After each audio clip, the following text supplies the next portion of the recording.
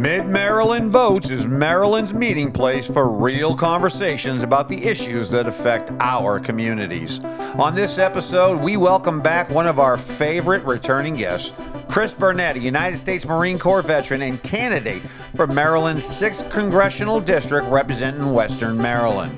Chris is sharp, thoughtful, and deeply informed on the challenges facing our state, from leadership failures in Annapolis to the future direction of the Republican Party. Let's get into it. Mid-Maryland Votes. I am your host, Mark Flynn. With me is my co-host, Ethan Lowen. And we have Chris Burnett, a returning guest, one of our favorite guests. Chris, welcome to the program. I'm glad I'm one of your favorites. Happy to be back.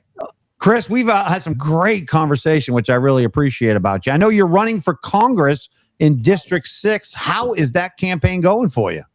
Well, it's been going really well. We took really the last 2 months of 2025 to start setting the conditions for a general election run. It's a contested primary, but really we're focusing on issues that are going to address the unaffiliated in Frederick as well as the unaffiliated in Montgomery County. So we've started the new year with a sprint. So I've met with all of the clubs again. I'm meeting with all the central committee members and trying to get out at that sort of the grassroots level of reintroducing myself and presenting the strategy we have to win in 2026. That's wonderful, dude. One of the big issues that is popping up relatively recently is the idea of the redistricting that Governor Moore is doing. It looks like it's going to have an effect on you as well if it goes through. Can you explain to us what is going on? Yeah, it looks like they're trying to get rid of CD1, of course, and that would have an effect across all of Maryland. So what they would do is, the best I can gather, it looks like they would cut Frederick and Upper Montgomery in half. I haven't been able to see an updated map with any topical features. It's just sort of that collage type map, but it looks like they're using 270 as a demarcation line, which would then split a lot of the rural area of Frederick and a little bit of the more rural part of Upper Montgomery, and it reaches way down into other parts of Upper Montgomery that would be a bit more Democrat friendly. So I've seen it go from anywhere from currently +3 to +11 if they were to go through with the current shift. Ironically, I would still be in CD6. I live just west of 270. So if they are in fact using 270, I would still be in the district and I would continue to run as I'm running right now. I feel like this is just another example of how the supermajority continues to let us down, whether it's their short-sighted energy policies or this just empty political gesture of trying to align with national politics. The voices of Western Maryland have not been heard, and this is just another example of them trying to silence people that deserve a voice in our state. Chris, can you explain what that comment means? They're sacrificing local folks, local Marylanders, for national politics. How is that happening?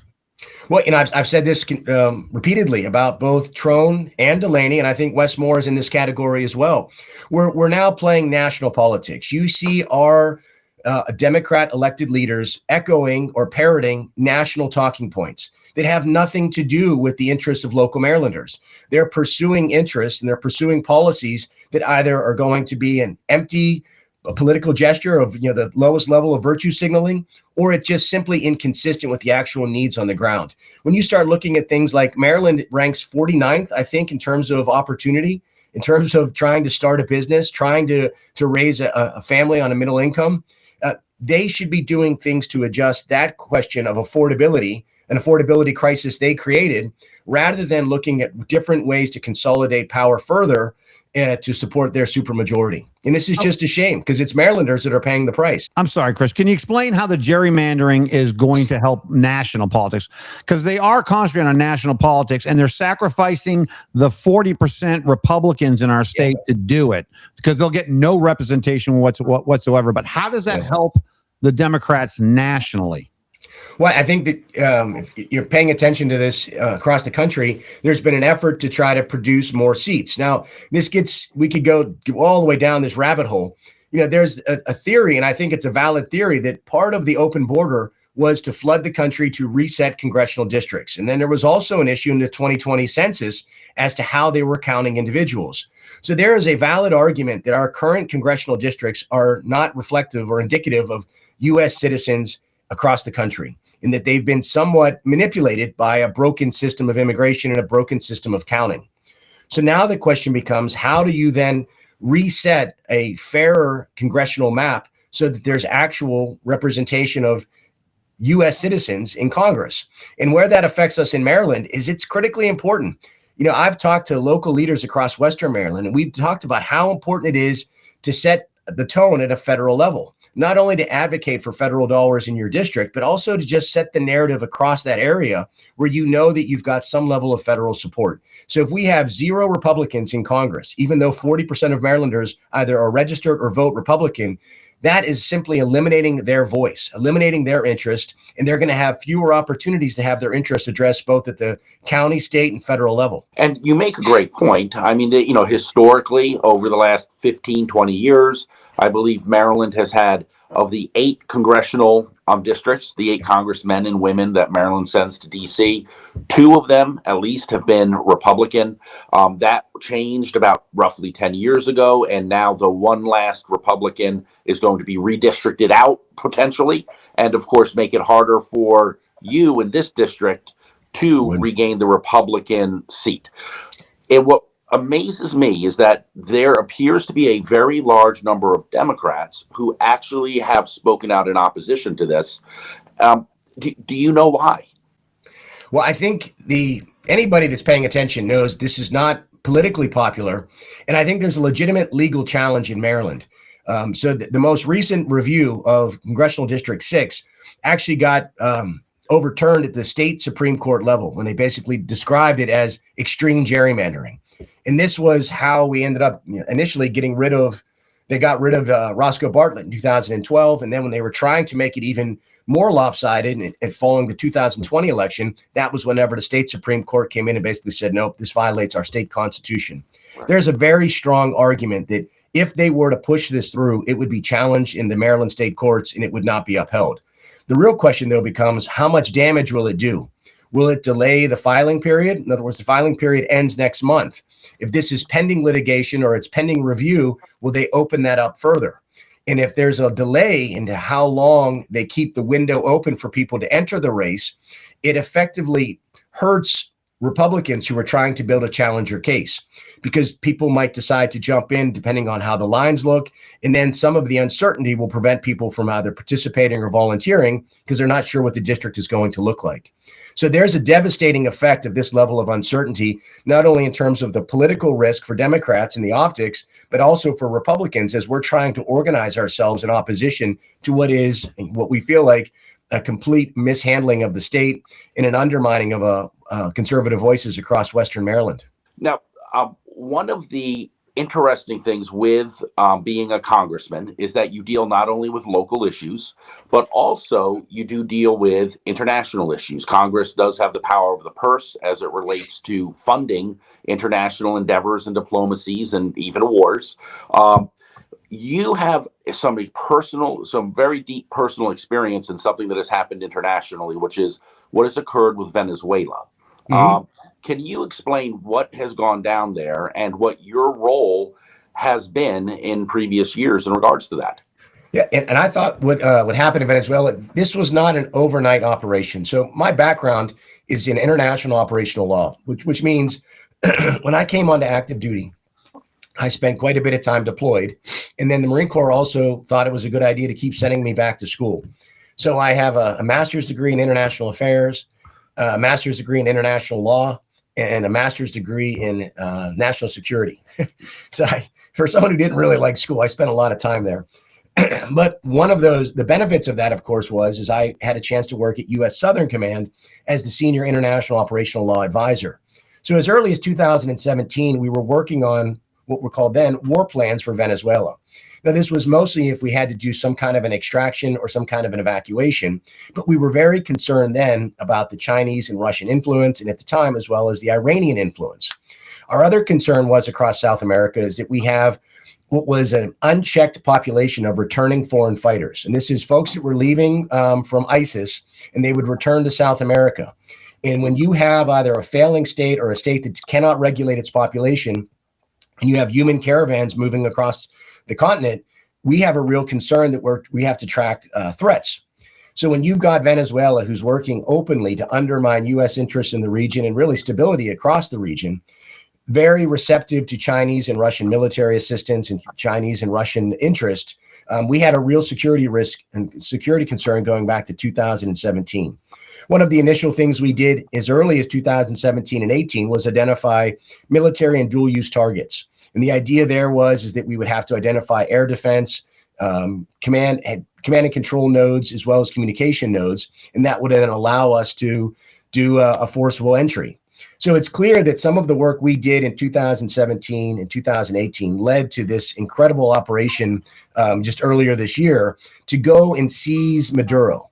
And it's important to recognize that he was not considered a legitimate president. So I've heard people make the sovereignty argument. He was an illegitimate leader of Venezuela. By all accounts, the international community did not recognize the election as fair and open. So he was not considered a legitimate leader who would have otherwise had the benefits of serving as a leader of a sovereign nation. He was essentially holding the country hostage as an illegitimate leader. So when we have an active indictment for narco-terrorism, I think it was conspiracy to move drugs, and it was also issues involving weapons, we went and effectuated an indictment. And what that normally means is that this is a law enforcement operation with DOD in support of, in this case, Department of Justice. There's something called 10 U.S.C. 284. And what it allows DOD to do is use resources and support a law enforcement function, which is what we were doing here. That gets into how you fund the operation as well as the authority for the operation. Then the question becomes, if Venezuela is unable or unwilling to extradite him, then diplomatic channels have closed. We do not have an ability to act on this indictment. And then we take an opportunity to then conduct a military operation in support of law enforcement and then take him out of the country, which is exactly what we did. And by all accounts, going back to my experience in 2017 and 2018, not only was this executed flawlessly, but it effectuated an outcome that Venezuelans had been asking for a decade. They have been under a terrible regime, suffering extreme poverty. Venezuela went from being one of the richest countries in the Western Hemisphere to one of the poorest through mismanagement. Not that that is a justification, but that was just a secondary benefit of an otherwise lawful U.S. operation to take Maduro out. And I agree. That was a flawless operation put on by all the branches of the service, actually, who participated in that. That's exactly what makes the U.S. military so incredibly daunting. Is going in there and snatching that dude up and, before anybody, and with minor to no casualties on our part whatsoever. That was an amazing operation. And the Venezuelans, as you said, were overjoyed, and they still are to some extent. However, there has been a crackdown by Maduro's government down there. How do you see that shaking out? Well, what's interesting, and I think there's probably one or two other aspects we have to look at. There was an argument that, well, the drug boats weren't the primary source of drugs coming into the country. Well, the primary source was, of course, the southern border. So once Trump secured the border, drugs coming across the water were going to go way up. So you had to secure the border, which Trump did, and then you start looking at alternate routes of entry. We always knew there were more boats than we could ever interdict, and this is going back to, there's a part of Southern Command called JIAD of South, Joint Interagency Task Force South. This is an interagency law enforcement military where military does a lot of the reconnaissance and surveillance, and then you partner with the Coast Guard and other law enforcement entities to do interdictions. What we had found was we could never interdict enough, and the interdiction was barely a deterrent. So what we had looked at then, and I think they took it to the next step here, we had originally looked at the idea of making fentanyl and carfentanil a weapon of mass destruction so that we could then leverage DOD assets against it as a weapon. And what I think they did here, instead of going down the route of fentanyl and carfentanil being declared a weapon of mass destruction, they just went with the narco-terror network. And that is that you are using state entities along with criminal enterprise to move drugs and commit terror and crime across the region. And then that opened up the door to then target these boats as a military operation. And that's called status-based targeting, which they do not have to be presenting themselves as a threat. They don't have to be near the border. All they have to be is identified as falling into the category of a foreign terrorist organization. The individuals on board, I'm sure, were identifiable by name when you start looking at a targeting summary. And then you can engage that vessel and all of the occupants until they've been eliminated. It's not a self-defense analysis. And I hear a lot of people talking about well, there's the shipwrecked concern versus no, you're engaging a lawful target until they have disengaged, and that you follow through with that. It's warfare is not for the faint of heart, and there are absolutely rules that uphold the humanity of how you conduct military operations. But this isn't the time for Monday morning quarterbacking. So the strikes were extremely effective. And what it did more than anything else is it acted as the deterrent that we always failed to have. And that is now getting arrested by the United States was not, a viable option for the life that you were living wherever you were coming from. Now, the possibility of being in a vessel that was going to be destroyed is now having the deterrent effect that you needed to have. So you secure the border, you sink the boats, you take out Maduro. You've now basically hit all of the areas of concern. In that, the real problem is, what do you do after the operation occurs? And that's where we are right now. Ideally, you'll be able to work with the regime that's in place to help them rebuild. But ultimately, you have to set the conditions for Venezuelans to make their own determination and to make their own solution out of this. I would hate to see any troops on the ground. I would hate to see anything more than what we're doing, which is now leveraging the State Department, leveraging diplomacy to try to encourage them to have elections and try to encourage them to move forward on their own terms.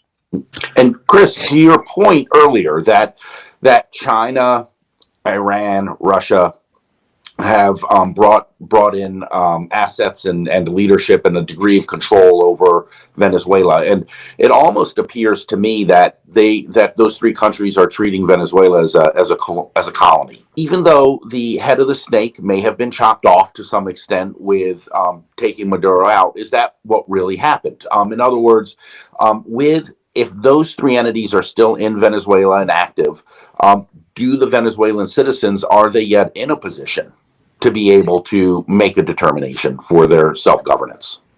I think they're in a better position than we might otherwise think. Russia has lost so much combat capability over the last 5 or 6 years that they really can't project power anymore. The last time whenever we had the Argentinian sub that sank years ago, a Russian ship limped into Venezuela, and then it sat there for 3 months as they had to do repairs. And this is 10 years ago. So I think the fact that they have a presence there, I do not think they're still having a dramatic influence. And I think our presence and what we've done has really undermined any real influence that Russia, or certainly Iran, who also has been crippled over the last 2 years based on military strikes and the strength of the regime, that really only leaves China. And I don't know that China has a significant enough presence outside of their ability to influence sort of economic factors. I mean, they have not been ones to influence governance as much as they sort of have a transactional relationship with their Belt and Road Initiative. So I do think that we have effectively cut off Venezuela, given that Russia is a fraction of what it once was. Iran is no longer a global threat, and China has really overextended itself. So I do think that the Venezuelan people are in the best position to hold elections and ideally rebuild without too much of an influence from Russia, China, or Iran. But this is the compounding effect of what we've done in the Middle East, what Russia has done in terms of, Ukraine has been a disaster for them. They've lost, I think, 60 or 70% of their equipment. They've lost over 1 million men. They've gone from being a legitimate world power that could project some level of military influence to really just barely hanging on. And I think China, facing its own internal problems economically and demographically, has to revisit how much it's overextended. China is way overextended all over the world. And you did a very good job making that very concise. And we definitely trying. You're doing a great job with that. That's great job. We appreciate the input. China's main weapon right now is the economy, right? They're the producers of the world right now. They've become that. In regards to Venezuela, the collapse of their economy has destabilized Colombia, and Colombia has had to actually create, ironically, a border wall a few years ago, in order to not be overrun by Venezuelans trying to seek a level of not starving.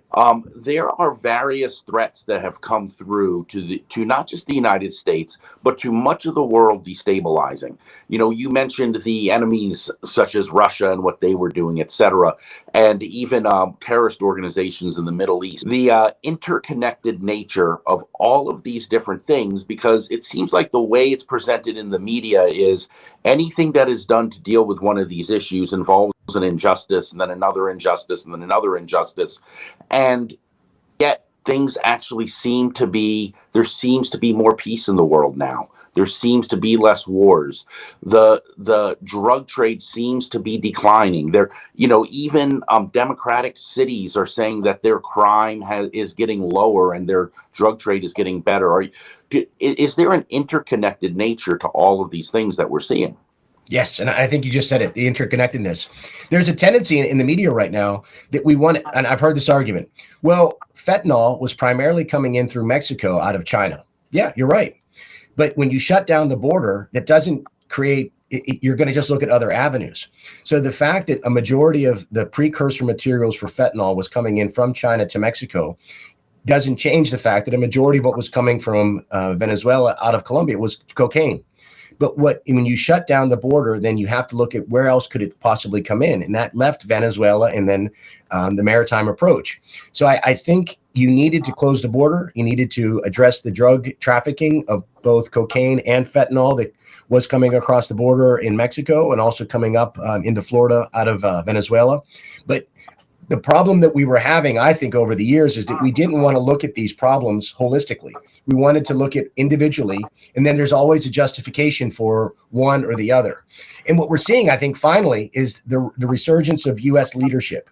And anytime you lead, you're going to offend some people. And I think that's what we're starting to see, is that we've been so willing to accommodate, and we've been so willing to adjust to the expectations of external requirements. In other words, to accommodate rather than lead. That now that we're actually leading on these issues and we're putting U.S. interest first, in other words, American citizens first, American interest first, the U.S. economy first, this is leaving some people uncomfortable because they're not used to this level of assertiveness, where in the past there had been accommodation for the sake of accommodation. I mean, you didn't have to look past much of what we did in the military. Whenever we would go out, it was amazing. There was basically there was a surcharge because it was U.S. shipping, and we knew that we were being taken advantage of. And the idea is that it was sort of an above board bribe. That's just how they do business. And we accepted the fact that we were being taken advantage of. We accepted the fact that we fell in some margin of error rather than upholding accountability, rather than upholding any expectation of, being good stewards of tax dollars. We just were unloading money and unloading opportunity elsewhere in order to kind of keep the peace. But I think this was overdue, and I think this is ideally this is going to be a peaceful reset. Unfortunately, I think throughout history, oftentimes a reset is usually much more dramatic. Whenever there's a global reset around how people are going to organize their trade, their military, and how people move, oftentimes it's conflict. I think what we're seeing right now is a global reset in about as peaceable way as possible. How would you answer people who question whether some of these drug cartel boats are running, people against their will? In other words, people getting snatched up, being threatened, their families being threatened by the cartels, and they're put on those boats, and basically we're killing innocent people as they are bringing fentanyl into our country. How would you address those concerns? And this is sometimes the level of trust that you'll never be able to maintain. Having worked in a targeting cell, we would usually know down to the individual's names. So in other words, you have a targeting card. It looks like a baseball card.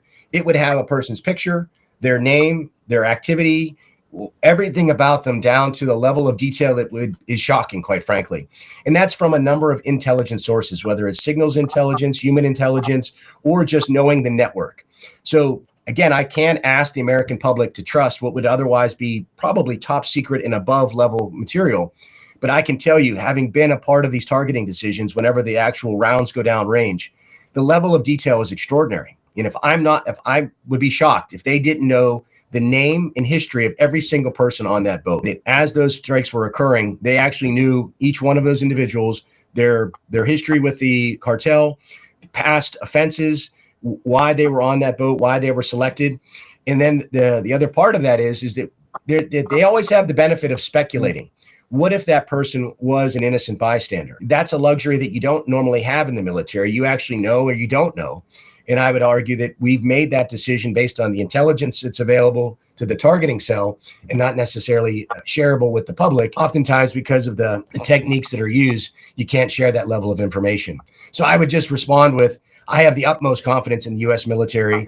the command at Southern Command and the Joint Chiefs that what's being done is not only upholding the highest standard of targeting, but it's in compliance with international law. How would you also categorize the fact that Maduro all of a sudden became this, liberal, far left, media-inspired leader of the, of the small world? I mean, how in the world did he go from what everybody, thought was a narco-terrorist dictator to all of a sudden people in the far left and the media are looking at this guy like he's some kind of hero? I really don't know anymore. I got to be honest. Outside of the fact that it's almost as if anything that happens right now is bad to one side of the country or the other. We've become so polarized that the fact that we're defending a tyrant and that we're claiming that it somehow this was the wrong thing to do, I quite honestly, they're either ignoring the law, they're either ignoring the facts, or they just don't care.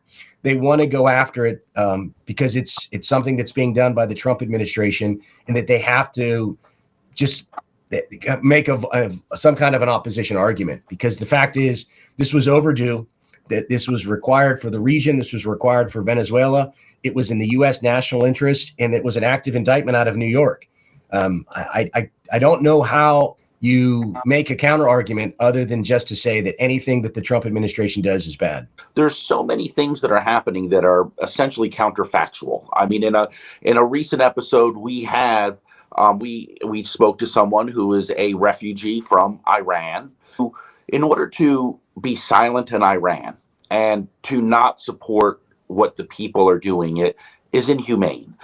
To be silent about what Hamas was doing, or Hezbollah, or the Houthis, it's inhumane. And it's a very similar argument that I think so many Venezuelans that are around the world are making, is that to not support what happened in Venezuela and the opportunity it opened up for the Venezuelans is inhumane. And yet it's as if it's not clear. And it's highly perplexing and highly disturbing. It is. I there's a part of me that thinks that we're experiencing information overload, and we have a tendency then to gravitate to our own echo chamber, or we have a tendency to gravitate to whatever is going to be validating to what we otherwise thought. And I think everybody is struggling with that right now, that we have a tendency to gravitate to the source or the explanation that aligns with our personal feelings. And we've lost the ability to sort of disagree about objective facts.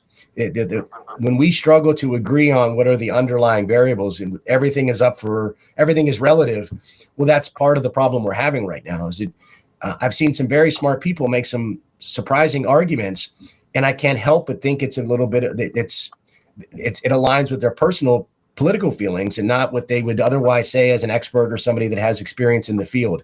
I hope we move on. I hope we get out of this soon, because it's not healthy to have discourse that's not grounded in reality, and that we have to be able to find an intelligent compromise so that we can continue to govern and lead and set conditions for people to thrive, and not just have people at each other's throats over really nothing.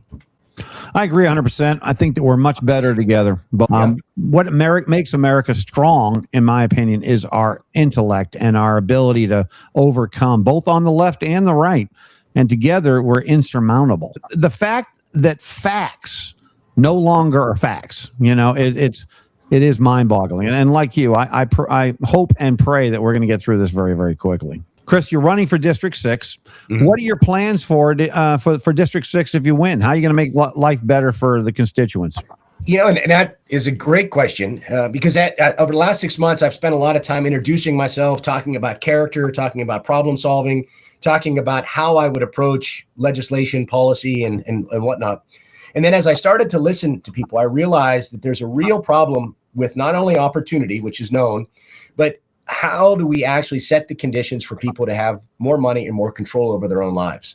And there's your typical platitudes: less tax, less regulation, more opportunity. That's great. But what does that actually mean? So as I started to unpack all of this, and I spent quite a bit of time in Frederick, I realized what we're experiencing right now is this sort of zero-sum game. Is companies that can leave are leaving. Companies that are coming in are basically dictating the terms of how they come in. And we have county and state level officials that are basically willing to concede all of our interests so that a data center can come in at the expense of local interests. So how do you then balance bringing in opportunity? And if the AI economy is going to drive the next 10, 15, 20 years, how do you set the conditions for the AI economy to take off and not compromise the things that are important to us, health, safety, and environmental standards? So I think you saw what I pushed out. It's the innovation corridor, and it really combines a number of levels of growth and a number of levels of partnership to really reinvent mid and Western Maryland around existing infrastructure, not having to take any farmland for data centers, no farmland for power lines, or any other development. So in other words, take federal dollars for infrastructure, which would include the American Legion Bridge, I-270, I-70, and I-68, as well as I-81 if possible, and then look at existing industrial sites along those areas for opportunity zones. Have the county and state designate them as opportunity zones for redevelopment. And so with federal highway dollars, you build out the infrastructure, you make sure that there's enough development in place so that when you bring in a data center, they're also required to bring in AI, quantum computing, and manufacturing, as well as advanced manufacturing. So the idea is the data centers, there's really only construction jobs and then consumption of energy. And then you want to have the other half of that, which is the advanced manufacturing and AI or quantum computing that creates the real good paying jobs and long-term benefit. And then the other part of the data centers, you have to start looking at their own energy production. So whenever you build this plan out, you would require them all to bring in their own small modular reactor or some other form of clean energy so that you don't have 1,000 diesel generators running and you don't have any farmland being cut up for eminent domain power lines. So the way this innovation center will play out is it would require a county, state, and federal level partnership. You'd build a nonprofit organization that will be accountable at every echelon of government, and that will then facilitate the federal investment across 10 years, the county and state level legislation that would support an opportunity zone. And ultimately, it would entice private sector investment, which would include that small modular reactor. It's looking at between $8 and $12 billion of federal highway funds, and as well as money under the CHIPS Act. But most importantly, it sets the conditions for private businesses to invest. Anybody that's run a business knows that what you want is a clear path, and you don't want the standards to change. So if we can say these areas are designated, once you develop there, there'll be no lawsuits, there'll be no pushback, there'll be no other concerns, because you'll be building to meet the expectations of the local residents. And I think this is achievable because, one, we're extending the current tech corridor that really reinvented the lower half of 270. So this concept is not new, but most importantly, I want to get rid of this zero-sum game, which is right now, if the developers win, it's at the expense of local residents, and they're furious. If local residents win, no opportunity whatsoever. We don't get infrastructure, we don't get jobs, we don't get any of the benefits that we're looking for. The other collateral benefit of the small modular reactors is any surplus energy generated by that data center would be plugged into our grid to offset our energy costs. So I've tried to pull the thread on this, and we're starting to meet with industry leaders as well as county and state level politicians to get the buy-in that's going to be necessary. But as big of a project as this sounds, and these are big numbers, and this is over a long period of time, we have the second half of the Trump presidency to look at. One, he's going all in on nuclear. So I think you're going to see the small modular reactors come online sooner rather than later. And then number two, the national security strategy includes biotech, AI, quantum computing, and advanced manufacturing as defense priorities. So anytime you can align development and infrastructure to national security priorities, you have a very good chance of making it happen. So I'm not just asking for redevelopment for the sake of redevelopment. I'm not just asking for $10 billion for the sake of $10 billion. I'm aligning the growth in Congressional District 6 to what are national security interests. And when you do that, you have a real opportunity to see that big investment. The last point I'll make, the reason why we're talking about Greenland and the reason why we're talking about Venezuela is we're looking to decouple from the global economy, because we saw how vulnerable we were during COVID, that if we needed rare earth materials, if we needed a global supply chain, whether because of conflict or because of some other global calamity, we were going to be very vulnerable. So you're seeing the United States trying to shore up its interest hemispherically. And part of that is having a supply chain that will ensure that we can produce the materials we need for U.S. citizens, but also the U.S. military. You know, it's amazing to me what pushback we get from certain political factions when the administration is trying to put America's needs first. Thank you. So, Chris, if your campaign is the Super Bowl, what quarter are you in, and how are you going to win this game? Well, I think we're at the end of the first quarter. I think we had to start off all last year introducing myself, quite literally. I don't have that deep personal and professional network that I would have otherwise had I been living here my whole life. I spent most of my adult life deploying and traveling around and trying to raise a family from one duty assignment to another. So I'd say that we're at the end of the first quarter, that we've got a lot of momentum, but then we're looking to capitalize on that and then try to get into the primary with as much name recognition as possible. And then also really laying the foundation for what is going to be a general election sprint. I really like the way this election is shaping up. I mean, whether it's Trone or Delaney, they're really cut from the same cloth. You're talking about two out-of-district millionaires, in some case, multimillionaires, even a billionaire, that do not have the interests of CD6 in mind. And so whenever you talk about what families are experiencing, that paycheck to paycheck concerns, how do I figure out paying the electric bill, taking care of my kids and what they're doing at the schools. Those are concerns that I don't think Delaney and Trone have any ability to comprehend or to think through. So the David versus Goliath, out of district versus in the district, life of service versus life of entitlement, the way that this race is shaping up, I think it lends itself to a strong grassroots sprint where we have a chance to flip CD6 and finally bring a conservative Republican voice back to mid and Western Maryland. I love that. A voice of service over a voice of privilege. Good way to end this episode, Chris. Thanks so much for being with us. We appreciate you on Mid-Maryland Votes. All right. Thanks, gents. Have a good night. This has been another episode with Mid-Maryland Votes with my co-host, Ethan Lowen. and our great guest, Chris Burnett, who's running for Congress for District 6. Thanks a lot. We'll see you next time on Mid-Maryland. That wraps up this episode of Mid-Maryland Votes with Chris Burnett. Chris brings clarity, discipline, and real-world experience to conversations that too often get lost in talking points.